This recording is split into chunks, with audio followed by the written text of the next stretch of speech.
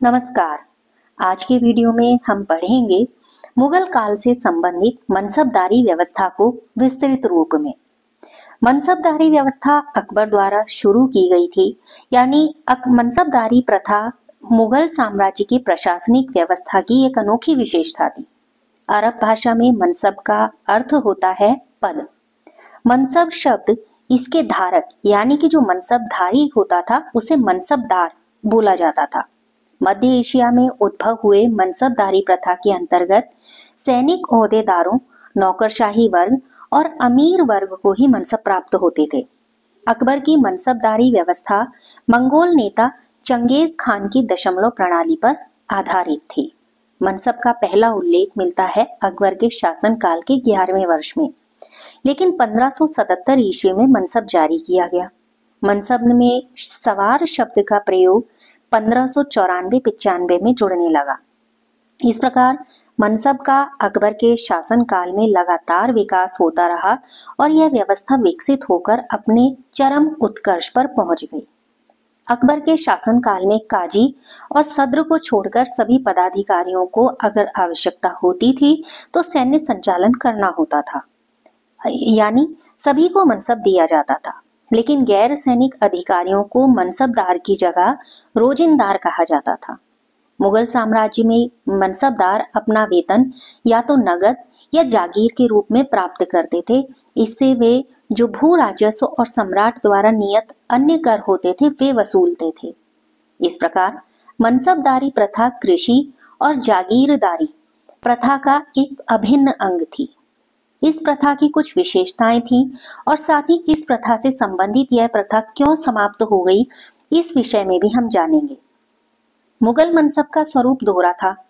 या तो ये दो स्थितियों का परिचायक होता था। एक तो जात जो कि व्यक्तिगत पद का सूचक था, और दूसरा सवार जो कि सैनिक संख्या का सूचक था, यानी कि एक अश्वारोही पद था। जात मुख्यतः शासकीय पद अनुक्रम में मनसबदार की स्थिति को दर्शाता था। अकबर के शासन काल में सबसे कम मनसब 10 से लेकर 10,000 तक का होता था, लेकिन बाद में ये अधिकतम 12,000 तक हो गया। मनसब प्राप्त करने वाले 3 तरीके के लोग थे। पहला, 10 से 500 का मनसब प्राप्त करने वाले मनसबदार कहे जाते थे। 500 से अधिक और 2,500 तक मनसब प्राप्त करने वाले अमीर कहे जाते थे, और 2,500 से ऊपर मनसब प्राप्त करने वाले को अमीर उम्दा, अमीर आजम या उमरा कहा जाता था। जात के साथ सवार को 1595 में जोड़ देने से जात व सवार पद 3 श्रेणियों में बंट गया। पहली श्रेणी में मनसबदार को अपने जात के बराबर सवार रखने पड़ते थे, यानी घुड़सवारों की संख्या जात के बराबर होती थी। अगर 500 जात हैं या 5,000 जात हैं तो 5,000 ही सवार रखने होते थे। दूसरी श्रेणी के अंतर्गत मनसबदार को अपने पद से थोड़ा कम या आधे घुड़सवार सैनिकों को रखना होता था। जैसे 3,000 जात हैं तो 2,000 सैनिक। तीसरी श्रेणी के अंतर्गत वे मनसबदार आते थे जो अपने जात पद के आधे से भी कम घुड़सवार सैनिक रखते थे। जैसे मान लीजिए 5,000 जात है तो उनके सवार 2,000। मनसबदार सैनिक और नागरिक दोनों ही विभागों से जुड़े होते थे। उन्हें सैनिक विभाग से नागरिक तथा नागरिक विभाग से सैनिक विभाग में स्थानांतरित किया जाता था। जबकि मनसबदारी प्रथा की एक मुख्य विशेषता थी। इसके अनुसार जब किसी मनसबदार की मृत्यु हो जाती थी तो उसकी सारी संपत्ति सम्राट द्वारा जब्त कर ली जाती थी। ऐसा करने का कारण ये था कि मनसबदार जनता का मनमाने ढंग से शोषण ना करें। आईने अकबरी में 66 मनसबों का उल्लेख मिलता है, लेकिन व्यवहार में केवल 33 मनसब ही प्रदान किए जाते थे। 1595 या इसके आसपास मनसबदारों की कुल संख्या थी 1803, लेकिन औरंगजेब के शासनकाल में यह संख्या बहुत बढ़ गई और यह बढ़कर हो गई 14,449।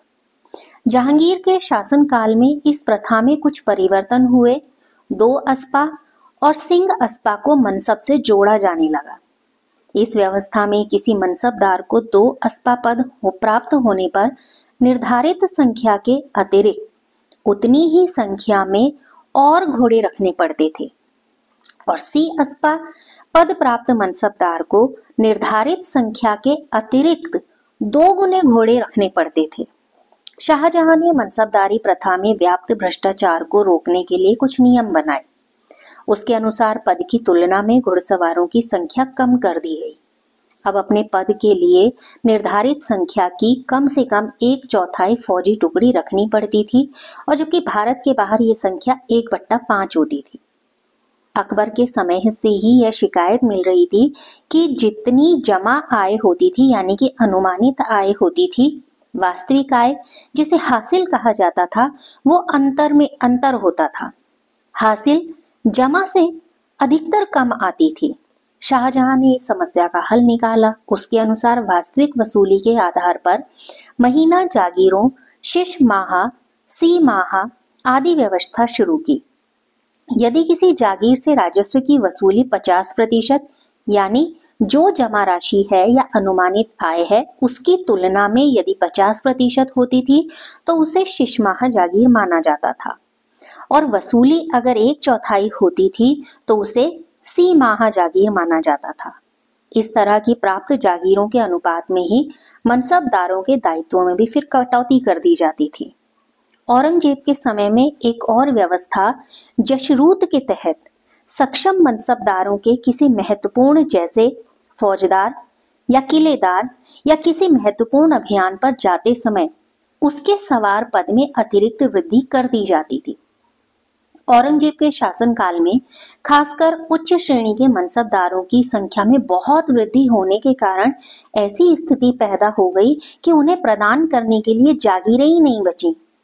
फलस्वरूप जागीर के अभाव में जागीरदारों और कृषि जन्य संकट पैदा हो गए और फाइनली औरंगजेब के बाद के शासकों के काल में मनसबदारी प्रथा का ही अंत हो गया।